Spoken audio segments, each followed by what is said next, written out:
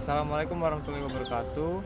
Jadi kami di sini akan melakukan komparasi mengenai metode konstruksi antara dinding bata dengan dinding drywall. Secara material saya akan menjelaskan dari sisi definisi dan karakteristiknya. Jadi untuk material drywall itu sendiri memiliki definisi yang terbuat dari inti gipsum yang dilapisi kertas khusus atau fiberglass. Jadi memang drywall ini cocok untuk digunakan sebagai dinding interior dan untuk proyek renovasi. Namun drywall itu sendiri kurang cocok untuk dinding eksterior atau dinding luar, yang dimana biasanya digunakan sebagai kekuatan struktural dari suatu bangunan.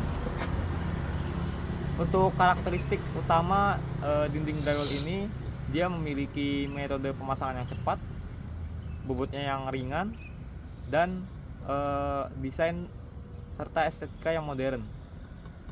Untuk jenis-jenis dari drywall itu sendiri, yang pertama ada regular drywall atau seperti biasanya, drywall seperti biasa. Lalu yang kedua ada moisture resistant drywall, yaitu drywall yang tahan terhadap kelembapan tinggi. Yang ketiga ada fire resistant drywall, yang dimana dia drywall yang tahan api. Lalu ada soundproof drywall, yaitu drywall yang tahan dengan drywall yang kedap suara. Selanjutnya material bata. Material bata ini umumnya secara definisi itu terbuat dari pasir, tanah liat, ataupun bahan tambahan lainnya yang kemudian dikeringkan untuk menghasilkan material yang keras. Lalu untuk bata itu sendiri, dia cocok untuk digunakan sebagai dinding eksterior maupun interior dan mampu menahan beban struktural. Untuk karakteristik utama dari bata ini, dia memiliki kekuatan yang tinggi, tahan cuaca, dan estetika yang tradisional. Untuk jenis-jenis dari bata itu sendiri, yang pertama ada bata merah, lalu bata ringan atau hebel, lalu ada juga batako. Metode pemasangan dinding drywall. Tahap perancangan merupakan langkah awal yang krusial untuk memastikan pemasangan drywall berjalan lancar. Pertama, tentukan area di mana dinding drywall akan dipasang. Lalu ukur dimensi ruangan secara akurat. Buat sketsa atau gambar kerja untuk menentukan posisi rangka dan titik-titik pemasangan papan drywall. Setelah itu ada pelaksanaan pembuatan. Tahap pembuatan dimulai dengan pemasangan rangka sebagai struktur penopang utama di lantai dan di langit-langit, lalu pasang stud dengan jarak 40-60 cm antara stud. Pastikan rangka terpasang lurus dan kuat menggunakan waterpass. Setelah rangka siap, lanjutkan dengan pemasangan papan drywall. Setelah itu ada pekerjaan finishing. Tahap finishing bertujuan untuk merapikan dan memperindah permukaan dinding drywall. Pertama, tutup sambungan antar papan drywall dan lubang sekrup menggunakan kompon dan pita tape. Aplikasikan kompon pada sambungan, tempelkan pita tape, lalu ratakan dengan pisau plester. Biarkan kompon mengering, kemudian amplas permukaan hingga halus. Setelah itu ada metode pelaksanaan pekerjaan pemasangan dinding hebel. Pertama, pekerjaan persiapan. Dalam pekerjaan persiapan ini terdiri dari pekerjaan marking dan pekerjaan fabrikasi tulangan. Marking adalah kegiatan memberikan tanda pada lantai untuk dijadikan acuan pemasangan dinding. Langkah kerja yang pertama, siapkan gambar shop drawing. Yang kedua, bersihkan area lantai yang akan dipasang dinding. Yang ketiga, berikan tanda pada jalur-jalur pemasangan dinding dan berikan tanda juga pada area bukaan pintu. Yang keempat, berikan tanda pada titik pemasangan kolom praktis. Yang kelima, gunakan marking cek untuk memberikan tanda pada jalur pasangan dinding. Setelah itu ada pekerjaan fabrikasi tulangan, pekerjaan pemasangan tulangan, sir, konektor, dan kolom praktis. Langkah-langkah pengerjaannya, yang pertama, untuk tulangan sir konektor dilas pada kolom baja. Yang kedua, tulangan kolom praktis dipasang pada kolom baja, kemudian antara tulangan praktis dengan base plate dilas. Untuk kolom praktis yang berdiri di atas loop maupun lantai, cor diberi steken pada bagian bawah, kemudian tulangan kolom praktis dan tulangan steken tersebut diikat dengan kawat benrat. Yang ketiga, pemberian kolom dan balok praktis pada dinding menyesuaikan dengan aturan pada SNI 03-1726/2002, yaitu luas dinding yang diperkuat dengan rangka beton bertulang atau baja dibatasi 12 meter persegi. Yang keempat, setiap pemasangan kolom praktis harus dicek ketegakannya dengan cara dilot. Yang kelima, pemasangan balok praktis akan dilakukan apabila tinggi pasangan dinding telah mencapai 3. Selanjutnya adalah pekerjaan pemasangan dinding hebel. Setelah pemasangan tulangan shear konektor dan tulangan kolom praktis selesai dikerjakan, dilanjutkan dengan pemasangan dinding hebel. Yang pertama, bersihkan jalur atau area pemasangan dinding. Yang kedua, pasang senar secara vertikal dan horizontal sebagai acuan pemasangan dinding hebel agar rapi. Yang ketiga, siapkan campuran spesi untuk lapisan antara lantai dengan hebelnya dan campuran mortar power bond untuk perekat hebel. Yang keempat, berikan campuran spesi pada jalur pemasangan dinding dengan tebal kira-kira 2 hingga 3 cm. Yang kelima, berikan mortar MU di atasnya, campuran spesi, kemudian pasangan bata ringannya atau hebel. Ketok hebel tersebut dengan menggunakan palu agar hebel tersebut merekat dengan baik. Setelah itu, untuk susunan hebel berikutnya, hanya diberikan mortar MU saja sebagai perekatnya, kemudian pasang hebel lalu diketok dengan palu. Setelah itu, lakukan dengan cara yang sama untuk pemasangan hebel berikutnya. Lakukan pengecoran kolom praktis pada saat ketinggian pemasangan dinding telah mencapai 1,5 hingga 2 meter. Setelah pemasangan dinding mencapai ketinggian 3 meter, berikan backisting dan tulangan balok praktis lalu dicor. Seperti yang bisa Anda lihat pada gambar yang ada di sini. Pemberian spesi pada jalur pemasangan dinding, lalu dia diberikan mortar MU pada pemasangan hebel lapisan berikutnya, lalu hebel dipasangkan, lalu dipasangkan dengan backisting kolom praktisnya. Lalu finishingnya bagaimana? Langkah-langkah pengerjaan finishingnya, yang pertama, basahi terlebih dahulu dinding bata ringan yang telah terpasang sebelumnya hingga jenuh air. Setelah itu siapkan adukan mortar Pro 869. Lakukan plesteran pada permukaan yang terdapat pada dinding dengan menggunakan roskan.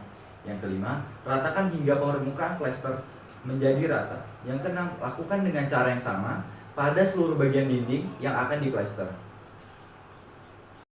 Kenapa drywall dan bata harus dibandingkan? Adapun alasannya untuk membandingkan kedua material tersebut, yaitu yang pertama untuk menentukan material yang paling efisien, yang kedua untuk memenuhi kebutuhan teknis dan fungsional bangunan, yang ketiga untuk mendukung keberlanjutan dan dampak lingkungan, yang keempat relevansi untuk berbagai jenis proyek. Adapun perbandingan dari berbagai aspek, yang pertama dari segi ekonomi. Berdasarkan perbandingan biaya dan waktu, dinding bata ringan lebih ekonomis dibandingkan drywall. Total biaya pemasangan bata ringan bisa mencapai 4,9 juta, sedangkan drywall bisa mencapai sekitar 6,5 juta. Selisih biaya perbandingan kedua material tersebut bisa sekitar 38%, yang menjadikan bata ringan menjadi pilihan yang lebih murah dan hemat untuk proyek konstruksi. Identifikasi keunggulan dan kelemahan drywall.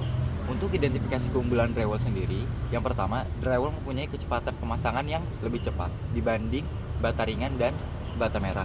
Selain itu, mempunyai cara pemasangan yang lebih mudah dibanding dua metode lainnya, dan juga mempunyai hasil finishing yang lebih rapi. Setelah itu, mereka juga mempunyai sifat yang lebih ramah lingkungan dibanding dua bahan tersebut. Dan adapun untuk kelemahan dari drywall itu sendiri, yang pertama, mereka mempunyai biaya yang lebih mahal, dan kedua, mempunyai kekuatan struktural yang lebih rapuh dibanding dua bahan lainnya, dan juga rentan terhadap kerusakan fisik. Selanjutnya adalah keunggulan dan kelemahan dari bata ringan. Untuk identifikasi keunggulan dari bata ringan sendiri, pertama, bata ringan mempunyai isolasi termal dan isolasi suara yang lebih baik. Yang kedua, mereka mempunyai ketahanan yang lebih kokoh.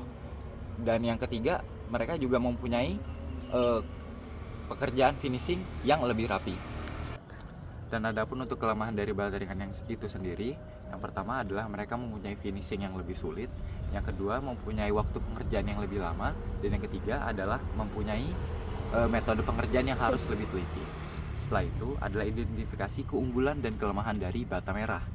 Kalau bata merah itu yang pertama, dia mempunyai keunggulan. Yang pertama, lebih solid strukturnya. Kenapa bisa lebih solid?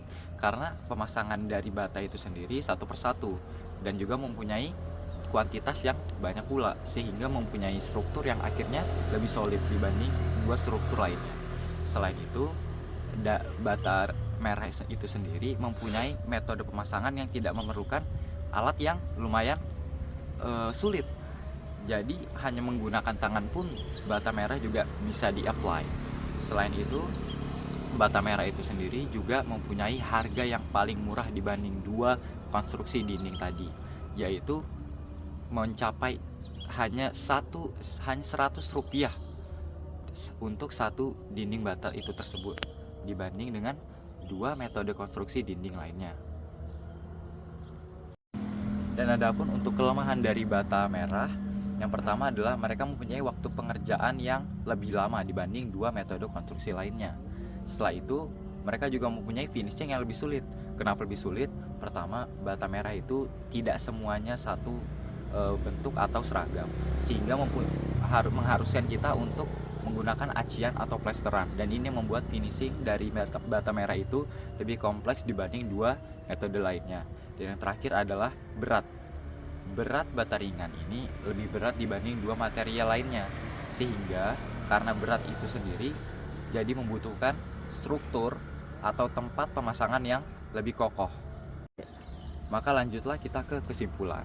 Setelah kita komparasikan dua atau tiga metode konstruksi yang sudah kita sebutkan tadi, akhirnya pertanyaannya, mana nih yang lebih bagus? Yang pertama adalah drywall. Drywall itu mempunyai hasil akhir yang lebih rapi, cara pemasangan yang lebih mudah, dan juga mempunyai waktu pengerjaan yang lebih cepat dibanding dua metode konstruksi lainnya. Namun, mereka mempunyai biaya langsung yang relatif lebih mahal dibanding metode konstruksi lain. Sedangkan kalau misalnya dua bata yang tadi saya sebutkan, yaitu bata ringan dan bata merah, mempunyai kelemahan dan keunggulan yang mirip-mirip aja. Yang pertama adalah keunggulan untuk bata itu sendiri, mereka mempunyai struktur yang lebih kokoh dibanding drywall, mereka mempunyai ketahanan yang lebih baik dibanding drywall, dan mereka juga relatif lebih bertahan lama dibanding drywall ini. Nah, kelemahannya kalau begitu apa? Kelemahannya, mereka mempunyai waktu pengerjaan yang lebih dan jauh lebih lama dibanding dengan struktur drywall ini. Nah, akhirnya apa nih kalau misalnya kita mau buat bangunan, lebih direkomendasikan apa? Kami melihat untuk case ini atau untuk tajuk ini, komparasi dilakukan bukan untuk mencari mana yang lebih baik, tapi untuk mencari mana yang lebih efisien untuk diaplikasikan ke dalam proyek kita. Yang pertama, kalau misalnya proyek Anda membutuhkan waktu pengerjaan yang lebih cepat dan hasil akhir yang lebih rapi, seperti untuk pengerjaan dinding partisi di apartemen atau bangunan bertingkat tinggi lainnya, maka kami sarankan Anda untuk menggunakan drywall.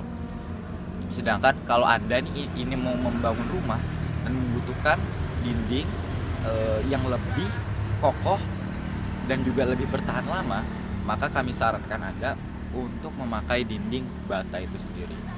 Nah, kalau misalnya Anda menginginkan hasil terbaik, maka Anda bisa mengkombinasikan antara drywall dan bata ringan dan bata itu sendiri, baik itu bata ringan ataupun bata merah. Jadi bangunan Anda bisa mempunyai bata untuk bagian luarnya yang memang membutuhkan ketahanan dan kekokohan yang lebih, dan untuk bagian dalam atau interior sebagai partisi antara ruangan lain dan ruangan lainnya, itu Anda bisa menggunakan drywall.